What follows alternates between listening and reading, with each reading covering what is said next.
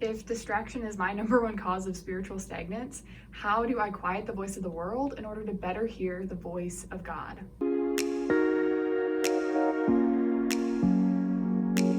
Be sure to stick around to the very end because I'm going to include some tips about how you can decrease distractions and increase focus in order to have a closer walk with Jesus. Hello, brothers and sisters in Christ, and welcome back to my channel. Thank you so much for stopping by. If you are new here, welcome. My name is Alexa, and I make faith-based videos every Tuesday, so be sure to subscribe to this channel for more faith-based content. Let's be real, the world is so noisy and we all struggle with this. So send this to someone and just encourage them in the Lord. Imagine how much more focused the kingdom of God would be if every single one of you shared this with just one person. The world today is more distracted than ever, and it's for one reason: our cell phones. And though they can be a hindrance in our walk with the Lord, they can also be a help if we know how to use them the right way. So if you want to see a video about how to use technology in a God-honoring way, then be sure to like this video and I'll be sure to make that and get that put up for you guys. That being said though, this video is going to be applicable to any distraction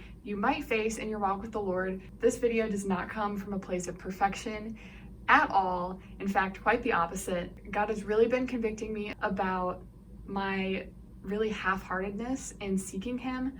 I don't mean to be half-hearted in my pursuit of Jesus, but it just happens sometimes because the world is so crazy. I'm like the queen of distraction. It's not something I'm proud of. I can blame distractions all I want, but ultimately it's up to me to surrender those distractions to God and just let Him grow me in this area. Because honestly, half the time I don't even notice that my attention is so divided because I'm just so used to trying to multitask and do like a million things at once. I read this statistic that we are distracted every 8 minutes, and I actually think that that might be an understatement because I feel distracted a lot more than just every 8 minutes. When I go through times in my life where I feel like God isn't as close to me, or when I just feel really spiritually stagnant, like I don't have the motivation to get into my Bible, I often notice an influx in my screen time. My screen time increases and my Bible time decreases. It's like so closely linked, but it makes a lot of sense. Besides our productivity, there are way more important things that struggle as a result of distractions. It's our relationships, ultimately, that suffer because of distraction, whether that be our earthly relationships or our relationship with God. Since sometimes it's easier to see the way that distractions affect our earthly relationships just because they can seem more tangible or close than our relationship with God, even though that's not exactly true. By seeing how distractions affect our earthly relationships, we can better understand how distractions impact our relationship with Jesus. I notice that I have a lot of conversations with people while I'm distracted, and that affects my ability to truly take to heart what the other person is saying. When I have those distracted conversations, I don't really remember what the other person talks about. I can hear what they're saying, but I'm not really listening. Have you ever been on your phone while someone's been telling you something and you feel like you're listening to it and you're definitely hearing it, but then they ask you a question about it and it's like, wait, I wasn't really listening? Yeah, me too. Distractions limit our ability to make deep connections with people, to process our thoughts, and to remember the information that other people tell us. The way that distractions affect our relationship with Jesus is really similar. When we're distracted or not focused in our quiet time, it affects our ability to really connect deeply with Him. It affects our ability to really take to heart His words that we're reading. Beyond that, it affects our retention of what He teaches us during those times that we just spend sitting at His feet. How do we quiet the noise of the world and start to hear the voice of Jesus more clearly? I think we all really just need to take a long, honest look at our lives. I've come up with a few questions or concepts to really reflect on and figure out how you can eliminate distractions and more closely walk with the Lord. In Mark 4, Jesus tells the parable of the 4 soils. And I'm not going to get into that whole thing because it's a really deep and awesome parable. But Jesus talks about seed that is scattered on these 4 different soils. 3 of the soils are unfruitful and 1 soil is fruitful. The fruitful soil represents our relationship with God when we are rooted in His Word And when we are just focused and stayed on Him, which doesn't happen all the time, but that's what that soil represents. And I'm going to just talk about two of the other soils because distraction could be one of these two soils or maybe even both. So the first soil is the thorny soil. And when our faith is planted in thorny soil, we might start to spiritually grow, but ultimately that growth is going to be choked out by our distractions. And the rocky soil doesn't allow us to grow very deep roots because we are so distracted. That just doesn't lead to a faithful relationship with Christ. And don't assume you're the good soil. I went a lot of my life assuming that I was planted in the good soil when I really wasn't. Take a good, honest look at your life and figure out what soil you're planted in. The main question for finding that out is, how are you spending your time? And take that a step further. How can I better spend my time to honor God? Jeremiah 29:13 says, "You will seek me and find me when you seek me with all your heart." So ask yourself, what prevents you from seeking the Lord with your whole heart? What is hindering you from being sold out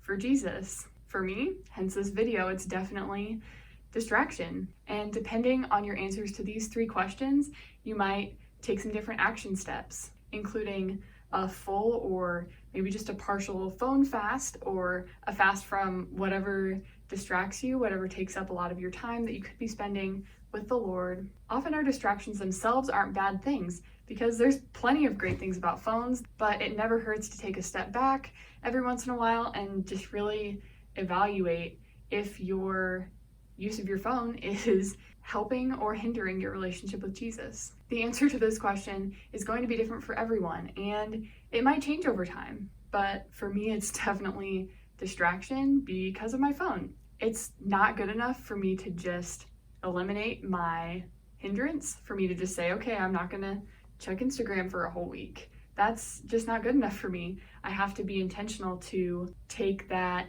45 minutes that I would spend on Instagram every day and instead spend that reading the Bible, reading some devotionals, listening to sermons. We have to replace our distractions with something that's going to be constructive for our faith. Not only do I need to decrease my distractions, but I also need to increase my focus. Here are 4 tips about how to decrease your distractions and increase your focus. These are going to pertain particularly to quiet time and just time that you set aside to spend with the Lord. The first way I decrease distraction is I turn my phone off or put it on airplane mode or on silent, out of reach, when spending time with Jesus. And in order to increase my focus in my quiet time, I find something that never fails to deeply connect me with God, and I always start my time out with that. So for me, I connect deeply with God through music. So as I'm laying in bed, getting ready to wake up and start my quiet time, I kind of just lay there and I'll think about a worship song, or I'll hum it,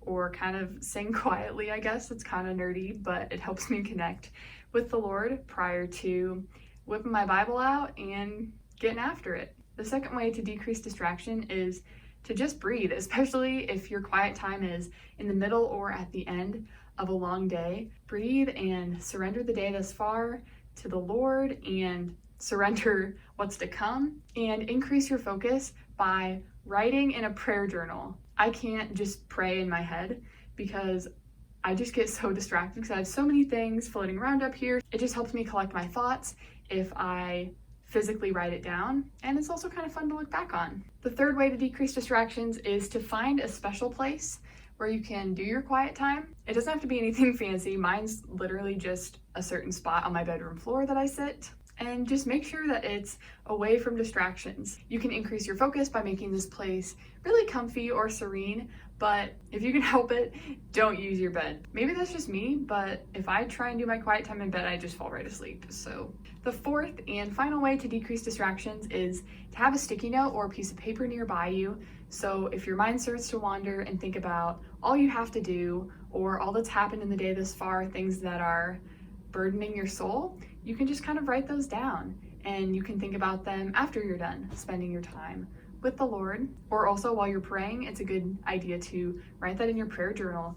Tell God what's burdening you and ask Him to lift those from you so that you can focus on Him. Just pray for increased focus. While you're having all these crazy thoughts while you're trying to engage with the Lord, think about how your quiet time is a really important thing that's really of eternal significance. And don't be too hard on yourself, because if your mind wanders and you get distracted, it's okay. You're human, and the Lord wants to meet you with grace in that. He wants to help you to focus more on Him. He doesn't expect perfection from you. If you feel any sort of condemnation about being distracted and not focusing as well as you feel that you should, that condemnation that you might feel is not from the Lord. So just don't let that bog you down. Let the Lord convict you and just lovingly bring you back into a thriving relationship with Him. Thank you guys so much for watching. I hope that this was encouraging to you. I want to leave you again with Jeremiah 29:13. You will seek me and find me when you seek me with all your heart. Just meditate on that verse and pray and ask God to help you to seek Him with your whole heart. This week's song of the week isn't super relevant to this topic, but it's been in my head, so I'm gonna share it. This song is I Am Loved by Mac Brock. I think I've mentioned this song on my channel before, and if it's been the song of the week before, I'm sorry. But it's a great one, so I hope you enjoy. Thank you so much for watching. Don't forget to subscribe and share this video with someone who needs it. Stay tuned for a video about how to use technology in a God-honoring way, and remember to always choose joy.